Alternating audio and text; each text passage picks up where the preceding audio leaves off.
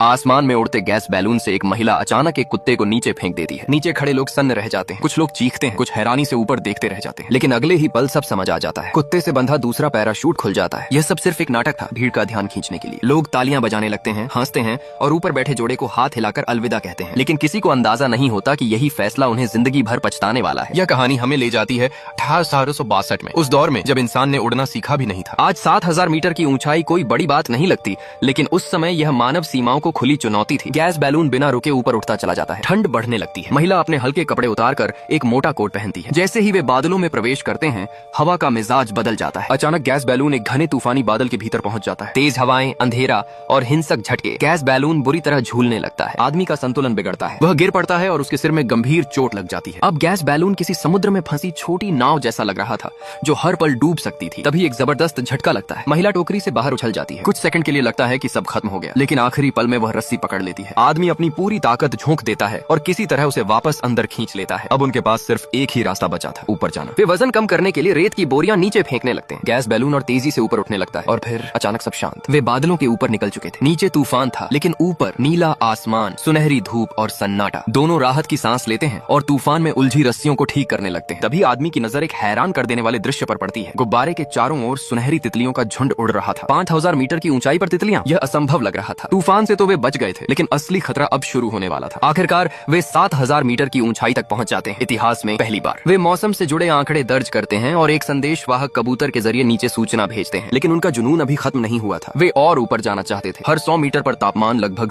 6 degree गिर रहा था और अब तापमान 0 से नीचे जा चुका था। आदमी ठंड से बचने के लिए मोटा कोट पहनता है। गैस बैलून अब वातावरण की सीमा के करीब था। हर चीज बर्फ की मोटी परत में जम चुकी थी। आदमी बेकाबू होकर कांपने लगता है। वह एक और कबूतर भेजने की कोशिश करता है, लेकिन इतनी ठंड होती है कि कबूतर उड़ते ही नीचे गिर जाता है। अब सच्चाई साफ थी, वे और ऊपर नहीं जा सकते। महिला नीचे उतरने के लिए वेंटिलेशन वाल्व खोलने की कोशिश करती है, लेकिन वह बर्फ में पूरी तरह जम चुका था। आपातकालीन वाल्व गैस बैलून के सबसे नीचे था और आदमी ठंड से लगभग बेहोश होने की हालत में था। तभी महिला एक आखिरी फैसला लेती है, सब कुछ दांव पर लगाने का फैसला। उसे बर्फ से जमे गुब्बारे के नीचे तक चढ़ना होगा और अपने हाथों से वाल्व खोलना होगा। अब सवाल सिर्फ यही था कि क्या वह इस ऊंचाई, इस ठंड और इस मौत के सन्नाटे में वाल्व खोल पाएगी।